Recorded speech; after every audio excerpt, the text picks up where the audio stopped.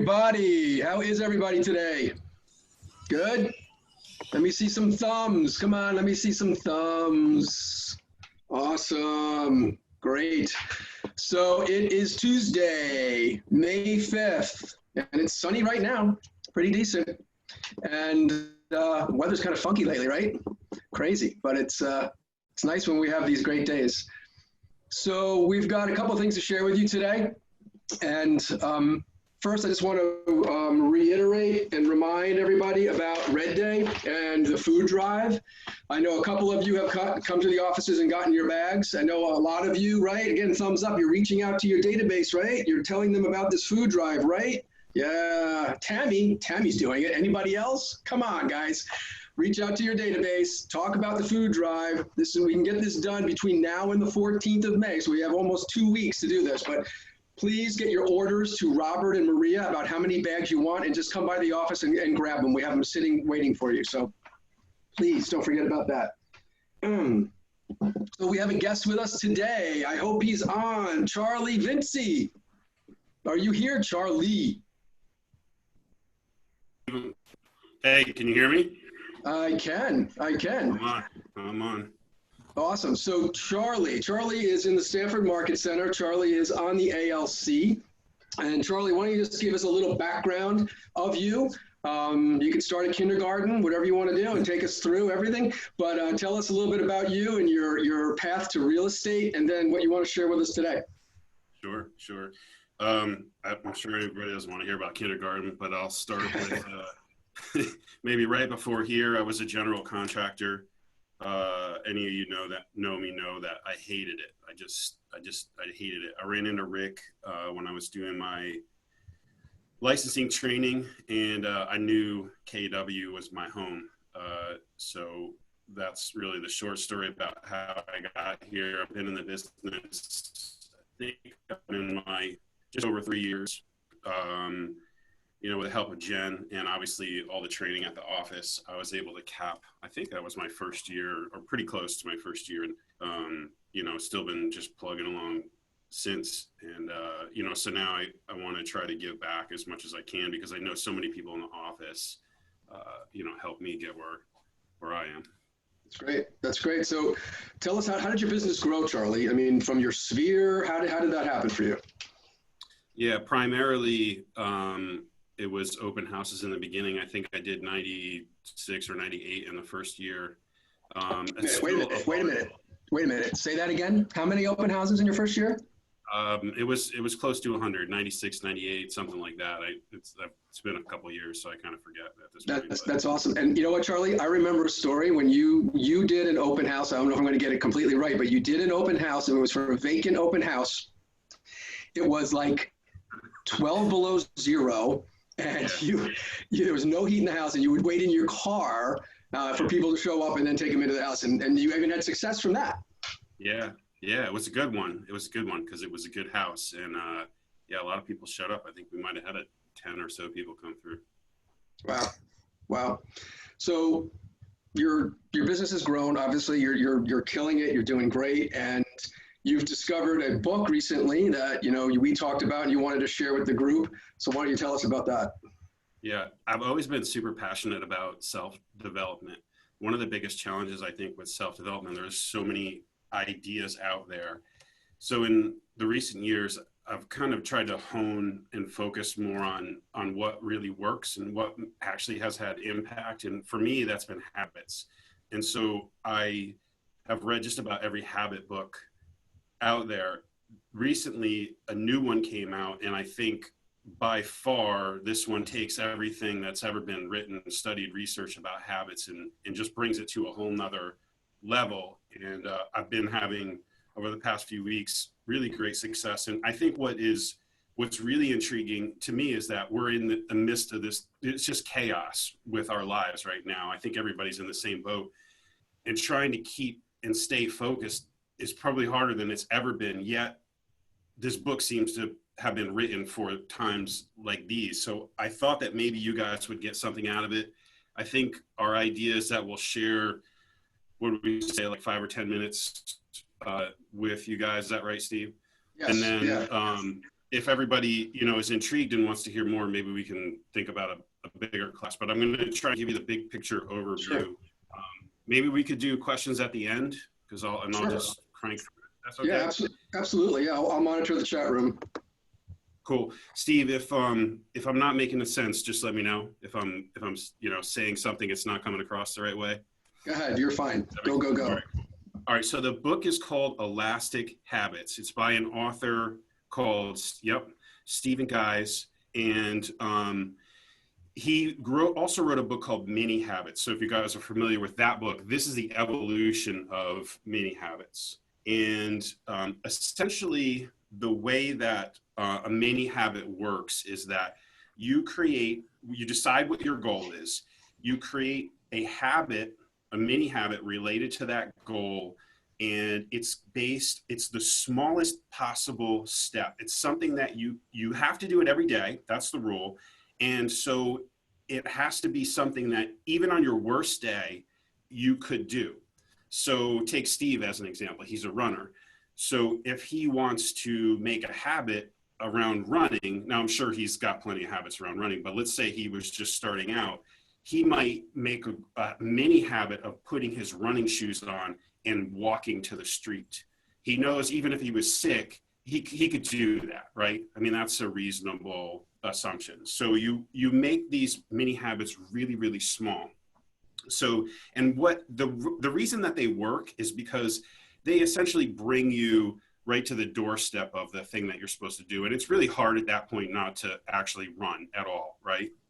If you push yourself right to the edge of doing something. But if it's a really bad day and you're sick, you can still get a win out of it. What the author does with this book is he essentially, I'm going to explain this in a couple dimensions. And I'm going to do the best that I can. He goes wide, and essentially if Steve's goal, actually, let me use my goal if that's okay, because I have some examples I can use. So my personal health related goal is actually around energy, happiness, and stress reduction. And so I actually have 6 mini habits based on that goal, and I can do any of them. And if I do any of them, they're a step in the right direction. So it's exercise, drinking more water, green tea, sleeping 8 hours, meditation, and thoughts of gratitude. So those are the mini habits. Now, basically, I'm just doing a minute or one gratitude thought. And as long as I do that, I win. And I have this whole plethora of different options to choose from to get me going in the direction that I want to go. From there, the book takes it to several more levels. And this is really where this book shines and what got me really excited and actually has me really pumped. I think I'm on my 3rd week of doing, I haven't missed a day, and I'm actually really excited to push myself farther. What you want to do is then figure out your upper level goal. So let's take lead gen as an example. Generally, I believe 3 hours is our target on a daily basis. So if you took lead gen and 3 hours is your target, that's your upper level goal. And essentially that's another win. And you'll choose a middle level goal, which will be halfway. Let's call it an hour and a half. I hope Steve, is that all sounding, is it making sense so far? Or am I bad? Yeah, absolutely. It's great stuff, Charlie. Keep going. Thank you. So essentially what happens is you do your mini goal, and then you generally want to push yourself to the next level. Each level, as you work your way through, I think what you're going to find is that you kind of want to go a little farther. You want to go a little farther. You keep getting these wins, and there's an emotional, sort of pull. It gives you the freedom essentially to do what you want to do, keep pushing yourself at you choose essentially. And I think that's the problem with a lot of goals. We make these rigid, you got to do this every day. And then on the days that we don't do and we fail, we feel bad about ourselves. And then the next day, it's really hard to keep pushing yourself, because you have that in the back of your head, I didn't do my run yesterday, I didn't do my lead gen yesterday. So the different levels give you essentially levels of win. Take it as you want. You're having a bad day, no problem. You just take your mini and you move on. And when you're having a great day, you can crush it. the other thing I love about the program is that not only do you have that mini win to get you going, those couple step up wins to push yourself as far as you can on that day, but you can have a bonus win. And there's a lot of ways to do this, but essentially my bonuses are essentially if I do a multitude, if I make 10 care calls and I do, my 3 hours of lead gen and I write a page on my website. That's a triple win. It's a bonus. It's a score. It's a big celebration. It's a big push. It's usually a hard goal, a big stretch, but you give yourself that extra win. And I think all these different levels of accomplishment allow you to be, to feel good about yourself and feel good about what you're doing. And then on the days where things are tough, you just take, you take your short win. If you have a day off, you got to, you just do your minis. You might go and just, call one client, email a client, whatever, just do 1 minute of lead generation, 1 minute of exercise, and you accept your win and you accept the fact that, hey, this is a day off. This is a day of rest. So I'm going to make sure I mark off my board and not lose, not take a step backwards, but at the same time, I'm going to get something. And then the days that, I don't know about you guys, but this has been my biggest challenge with goals. There are days that I'm not all that motivated. I'm just going to be honest. It's just hard. Some days are harder than others. There's things going on, there's a lot of stuff going on around us right now. That's a huge distraction. And on those days, I can give myself, I can let myself say, okay, I'm just going to take my mini and I'm going to go, for a walk today. And usually what I find myself doing is I usually find myself spending more time on one of my goals than others. So I give myself a break in one area so I can do more lead gen as an example. I like the idea, Charlie, of if you're having an off day and at least you go after one of your minis, you're doing something and you're getting somewhere. I mean, that's really powerful. Yep. And can I ask you? Yeah, can please I ask you, go ahead. Please. I looked through the outline of the book last night. I read through it. I haven't read the book yet, but I will. And the author talks about goal anchoring for two-way leverage. Do you know what he means by that? What does he mean by that? Goal anchoring for two-way leverage. I'd have to review that. I'm not sure. Okay. He has a lot of ideas, and I think he, there's the basic system, and then there's, he gives you a lot of tools. And I think not everyone's going to use every tool that he gives, but this way it works for more people. Yeah, got it. So I didn't mean to cut you off. No, it's fine.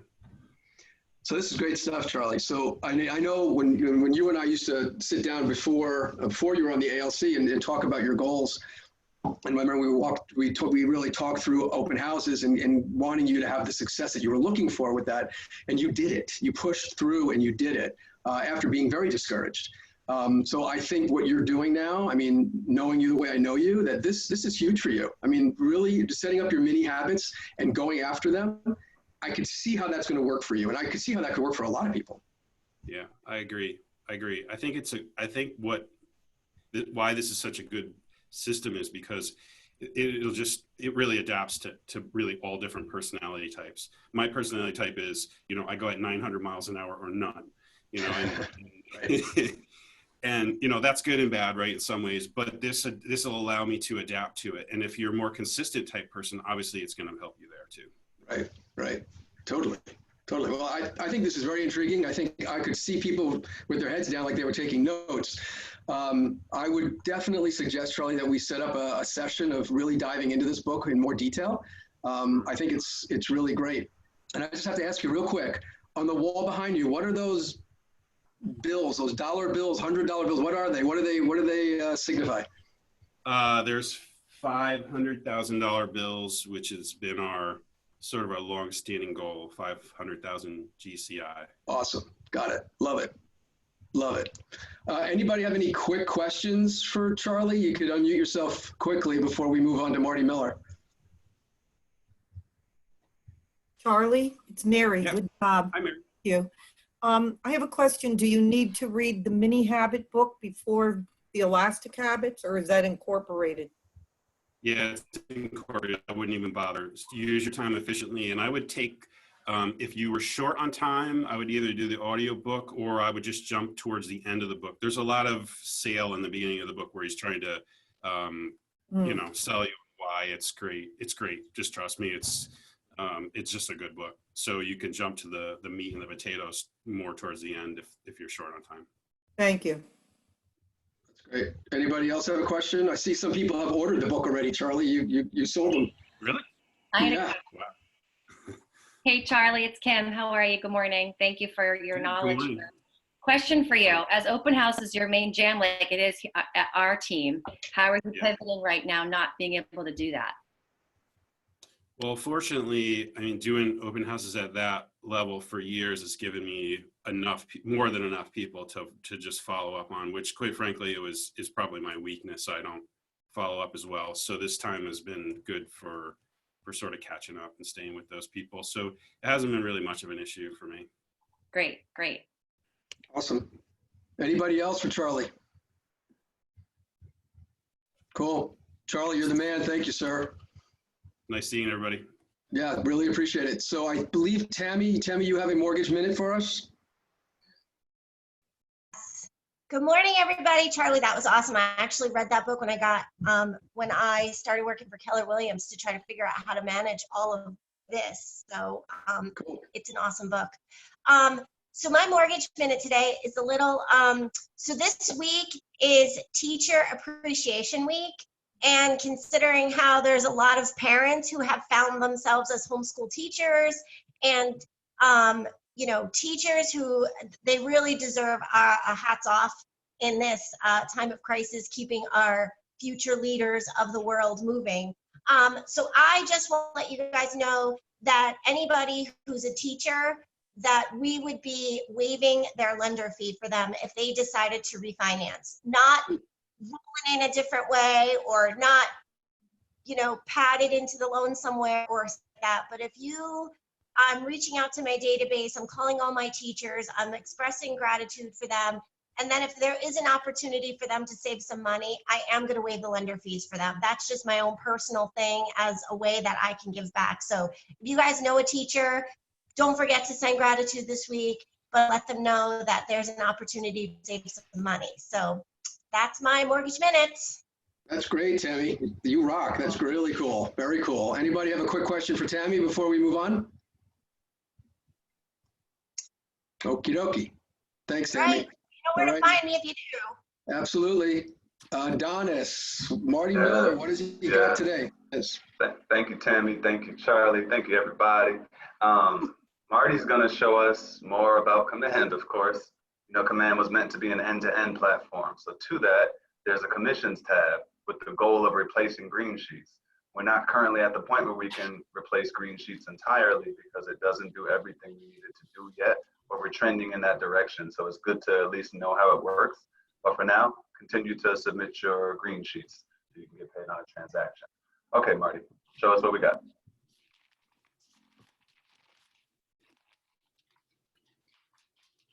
Uh-oh, Marty vanished. Sorry, give me a second.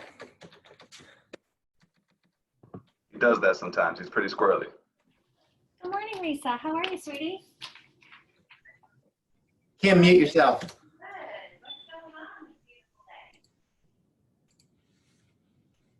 day? Good evening, Keller Williams, and welcome back to the KW Command 66-Day Challenge 3.0. Today is 27, and we're beginning to wrap up our series on opportunities, and so I'm going to dive into that submenu. And today I'm going to kind of give you a sneak peek at something that is being actively labbed and worked on right now with a very small number of market centers to hopefully make sure that we get it perfect before we release it. Not hopefully, we have to get it perfect before we release it for general population or general usage, and that is commissions. So I'm going to walk through with you what that looks like by utilizing this opportunity. And because we do not have an offer submitted yet, we can't light up commissions. So we've seen in the past how to add a new offer. I'm going to go through this very quickly just so I can get commissions to light up. And then we're going to walk through what commissions actually looks like. So I'm just going to put in a few pieces of information, and then once we accept that offer, we know that the commissions tab will light up and we can move forward from there. So we're going to put in the terms. When we put in the terms of the offer, it's important that we do get that final number correct, because that does show up in commissions. And I'll show you that here in just a second. So especially with regards to the final sales price and the commission amount as well. So we're just going to throw all that in. We're going to skip agent analysis. We're going to save, and we are going to accept this offer. And once we do, you see in my command, commissions will light up. Yours most likely will not, and that's okay. We're going to continue using green sheets until we get this perfect. And I just wanted to show you what it's going to look like here in the future. That way you are prepared once your Market Center goes live with commissions. So I'm going to click on this tab. And you're going to see that it begins to look very similar to what green sheets look like. At the top, we have here the sales price, excuse me, the commission amount, and then what that commission is, and then the number of units involved in the transaction. As we scroll down, you'll see the contract date and close date. These are grayed out. It's actually taken from the opportunity. I actually didn't enter the contract date on the opportunity offer. Excuse me, it's pulled from the offer. I didn't put the contract date on the offer, so that's why that one is not pulled in, but you do see the close date. As we scroll down a little bit further, it shows that I am the agent. I'm getting full credit for 1 unit, and my commission amount is $9,000. We scroll down a little bit further, and you can see royalty, right? Royalty is taken out at a rate of 6%. That's $540. Company commission, right? Company dollar, if you will, is taken out at a rate of 30%. So that's $2,700 that needs to be paid. Now, these numbers will be updated. I'm not sure that these are 100% accurate right now, and yet these will get updated via your Market Center. So you'll kind of have an idea as commissions gets going, how much you've paid in and how much you have left to pay before you cap on both royalty and company dollar. Down here at the bottom, you'll see 4 possible deductions that are hard-coded, and that's E&O. If your Market Center requires you to pay E&O per transaction, that will be in here.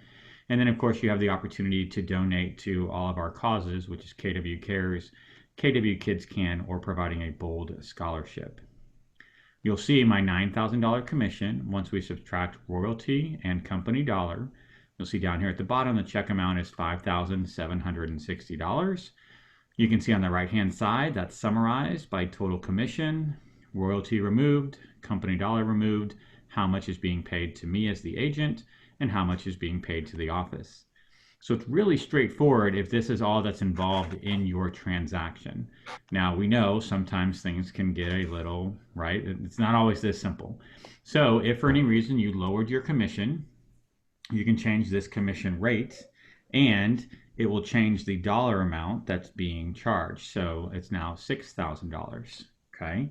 So we can come down, scroll down a little bit. We need to make sure that this total commission amount here matches the commission rate here. So we're basically just gonna change this to $6,000. Once we do that, the error message goes away there at the top, okay?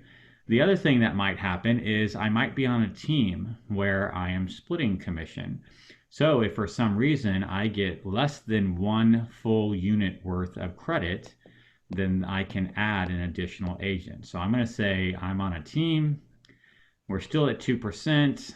Let's put it back to 3%. It's more fun to split 3%, which we should all be getting, right?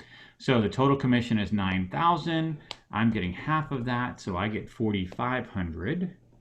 And now I can scroll down to the bottom, and this option was not here earlier, but now that I have reduced the unit count to less than 1, I can now add an additional agent. So I can choose an agent there, and then it's going to give me a list. I can start typing in. So let's just see. I'm going to put in Randy. Let's see. Is it? There it goes. So it's going to start pulling in agents from my Market Center, right? That I can then basically add to this transaction. So let's just say BJ and I were on a team together and we split this. So I would put in BJ's name. I can click on add. Oops, why did it not select him? BJ. There we go. And I can click on add, and it now has added BJ as the second agent to be paid. I got 0.5 unit. You can see that here. This doesn't have to be 0.5. It might be a 60-40 split. It might be a 30-70 split. Whatever that split is, you would just want to make sure that that was there. So I'm going to do 0.5. Actually, let me put in 1, and then I've got to reduce that back down to 0.5. And we know that the full commission was 9,000, so I get 4,500. I'm going to come down here and adjust BJ's to 4,500 as well. Now that we're both getting the amount, oops, I need to come back up to 0.5. And now you can see these error messages continue to kind of keep you on your toes. So you must make sure that both units add up to 1, right? 0.5 plus 0.5. You must make sure that both commission amounts, oops, sorry, I'm not sure why that's down there. Both commission amounts add up to the total commission, right? So total commission is 9,000, the unit is 1. You got to make sure this unit and this commission plus this unit and this commission add up to the total commission and unit. Additionally, you have the opportunity to come down here at the bottom and I can add items. I can add them to my side or I could add them to BJ's side if I have a buyer's agent. Those items include, when you click the drop down box, you could put in a bonus. So for some reason you had new construction, maybe there's a bonus to selling agent, anything along those lines. If there's a concession, right? So you made a concession from your commission to one side or the other to get the deal done, you would put that in. We have deduction. So right, a deduction, depending on how your market center runs, that might be a deduction, for example, to your productivity coach. It might be an inside referral to your productivity coach, depending on how that works.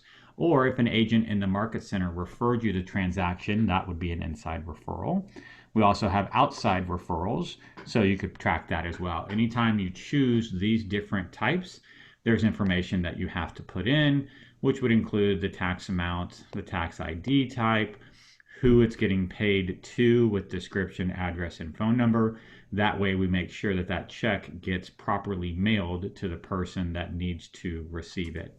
So if you were to put in all of that information, I'm not actually going to do that. Well, let's see if it'll let me put one in. And this might be, let's just put Coach Marty Miller. There's our office address, here's my phone number, and here's my email. So once I put that in, I didn't put in a dollar amount, so let's say 9,000, I received 10%, so that's 900. I would click on add. And now you'll see, okay, so there is the check amount has reduced, and on the right-hand side, there's an other deduction for $900, okay? Again, depending on your market center, that might be considered an inside referral. So I could come in, click on inside referral, and inside referral is just gonna ask who is the agent, right? So we can start typing in. Once we type in a few, we should get a drop-down box with all of the agents in the market center that we can go through and kind of select. So let's just say I was paying Yesna for this referral, and I'm going to pay her, $450 for the referral, whatever it might be. So then you'll see, okay, so now there's an additional deduction for the inside referral for Yesna located here of $450. Okay, so now I'm actually receiving $1,530, right? And there are additional pay to office or other deductions listed there. Once I map all of this out, and you can see it's not very difficult, once I have it all done, I would click on submit. I'm not going to do that now. You can see I actually cannot submit it. There's only a few agents in our market center that are able to do that right now. But once I click on submit, that would send that commission request to my MCA for him or her to review. And once they had reviewed that, as long as I have a compliant set of documents and a compliant commissions tab, then obviously they would create the DA. They would load that into my document section. And actually, it's pretty nice. Now the MCA can actually put the DA ID number.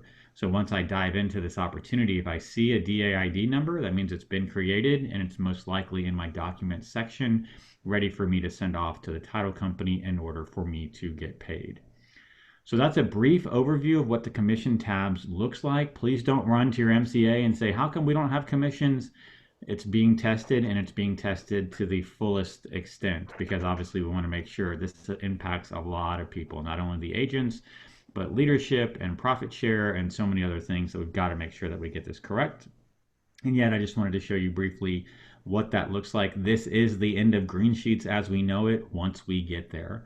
So hopefully here relatively soon, once we have fully vetted and tested the process, agents will no longer have to submit Green Sheets. They can just put their information in offers. So something to look forward to once it has been fully vetted, fully determined that it works 100% and that there are no issues. Obviously, we have an amazing MCA and MCA Angel team that is vetting this process, along with a significant number of agents in several market centers making sure it works as well. So that's it for today, guys. I do want to give a quick shout out to Janelle and Sonia in San Antonio. Thank you, Marty. Appreciate it as always. So tomorrow he's going to show us how to use the All Opportunities tab in Command. That's it for today. I hope you have an enjoyable rest of your day. Make it count. Don't forget, 11 o'clock, we have a DocuSign training if you're new to it or want a refresher. All right. Bye-bye. Bye, guys. Make it a great day. See you at Bold, 2 o'clock.